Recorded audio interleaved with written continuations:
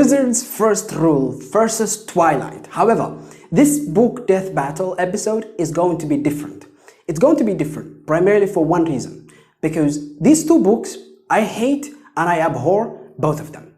In fact, I remember back when I was crazy, back in the day, in the fourth type of content in this channel, I used to dress in mud whenever I hate a book in a character called the Screamer, and I would scream into the camera and talk about why I hate the book without giving any Fs, okay? There were no restraints. Well, I was like, hell yes. We're actually going to see what happens when this guy is not in the sunlight. But I was extremely disappointed. I was disappointed to find out that the vampires sparkle like there are thousands of gems like this, but diamonds. You get the point. You get the fucking point. Yeah, that was a review of the Twilight, okay? Back in the day, I used to be really crazy. Now I'm trying to be more relatable. I don't know. Anyway, it's not working out well so far. However, I hate both of these books. I abhor both of these books. I think they are the worst things to have ever happened. And generally speaking, I want to have a different death battle. Which one of these two books, both awful, which one is worse? Which one is so bad that the other one looks good? So let's talk about the first category, which is protagonists. Who are the protagonists of this story? Bella Swan. Okay, so Bella Swan, in that review long time ago, I called her Bella Swoon. You know what? Bella is the worst character I have ever read this entire year. Because she is a hilariously ineffective and hilariously passive protagonist. Her chapters are painful to read. In fact, in that video, long time ago, I was crazy back then, I argued, okay, why Edward should have been the protagonist, okay? I really believe that Edward should have been the protagonist. In fact, Bella was extremely redundant, extremely irrelevant. She brought nothing to the story except slow it down. And technically speaking, Edward was the guy. He was the link between two worlds, and I argued in that video, and I think beautifully, that he should have been the protagonist. That's how bad Bella Swan was. But you see, that was it. That was it with Bella Swan. Bella Swoon. She was just passive character. Let's talk about Richard Cypher, who is the protagonist of Wizard's First Rule. Well, with this one, it is way worse. The reason why is because not only is Richard a kind of semi-passive, he's not as passive as Bella Swan, he is hilariously suffering from special boy syndrome. Special boy syndrome is something I call when the protagonist seems to have everything he needs to solve every problem he comes across. In other words, the entire book is, technically speaking, a convenient Deus Ex Machina compilation.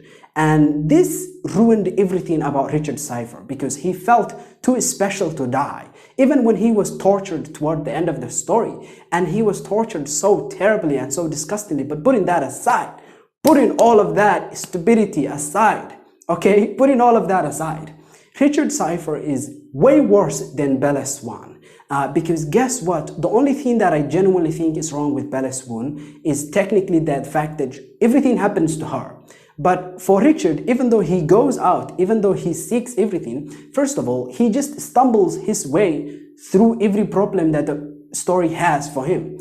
He stumbles upon Callan, who is the sort of character that is a catalyst for him to meet Zed, who is this great wizard, and he stumbles upon the great wizard, and the great wizard takes him on a journey, and they stumble their way to problems. And then, first of all, it's fine. When you are on a journey, you stumble upon problems. That's not a problem. But stumbling upon the solution to those problems, no, because you need to test the wit of the character.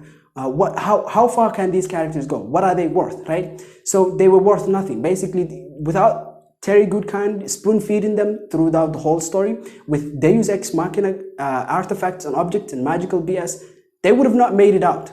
Richard would have been dead before he went anywhere, okay? And so I think Richard is way worse protagonist because The only thing that is wrong with Bella is that she is inactive. Okay, she's just a passive character who waits around. World building. Which one has the better world building? And you see, in the original review, I talked about how Twilight has the worst world building I've ever seen. And Twilight, the world building doesn't really make much sense because there was no effort to delve deeper into anything that the author seemed to be putting out. Because you see, if you're going to say that this takes place in the real world, and it is integrated into our world, urban fantasy in other words, you have to take in the effort to actually integrate the magical into the urban, okay, into the real world. But that does not happen. She fails miserably to do any of that, and ultimately what we end up with is a story that has no passion for world building, and it seems to be world building. Okay, if you have no passion for world building, sir, world build a little bit in the beginning of the story and then stop. But she does not. She just keeps on world building. And I'm like, okay, so you clearly care about this world building stuff. Why don't you just do it well? The only problem with the world building in Wizard's First Rule is that it is actually very, very generic. Even though Terry Goodkind has claimed hundreds of times that he does not write fantasy and that he is so unique and that he's better than everyone else. No, he's not better than everyone else. He writes shit, number one, but number two, he writes generic shit. At least have unique shit. Twilight is a unique shit, bro. We don't see these vampires in Twilight, they sparkle. Yeah, that's unique shit. Ultimately, the world building in Wizard's First Rule wins simply due to the reality that it is just clean. There's nothing terribly wrong with it, but the only problem is that it is generic. My camera died. Now let's talk about the plot, because you see, the plot in Wizard's First Rule is full of, as I said moments ago, like it's full of convenience, it's full of Deus Ex Machina, and the most tropic stuff I have ever seen. And I've said moments ago that Terry Goodkind claimed that, out loud, that he is unique, but I don't know, man. Maybe he read the wrong book, because you see, the plot in this story, I have explained in the review I made, I think about a month or half ago, that, I've explained with spoilers. I don't want to do a lot of spoilers in this video, but I've explained with spoilers why precisely the plot is just so terrible, especially in the middle. And he didn't seem to put any effort to actually escape the saggy middle syndrome, right? A lot of books suffer from this. But let's take Twilight. At least the plot in here, while tropic, does not have as many Deus Ex Machina. In fact, unlike Wizard's First Rule, there is a hint of a character development for Edward. And the whole shtick revolves around, are you the monster that you are deep down, right? Are you your instinct or are you not? Edward at the end does not kill Bella. He can kill Bella, but he does not. He actually chooses to let go. And by that action, he proves that he is not a monster. He is not what he is deep down. Right? Deep down, he's a monster, but he proves otherwise. And that is amazing at this point, because both of these two books are so terrible. They make me appreciate such a basic necessity for any book. Anyhow, that means because the plot in Twilight has a basic credence for character, it is way better than the plot in Wizard's First Rule, which is full of irrelevant magical BS and so many Deus Ex Machina MacGuffins, okay? So, who is the winner for the plot? It is Twilight. Now, let's talk about the prose. I think the prose for Twilight is full of cliches. It is uninspired. It lacks depth. Technically speaking, in how descriptions are made, basically, the world feels stale. Like, things don't interact with each other. If Bella takes a step forward, she does not feel the soft sand. She just takes a step forward. It's so dry.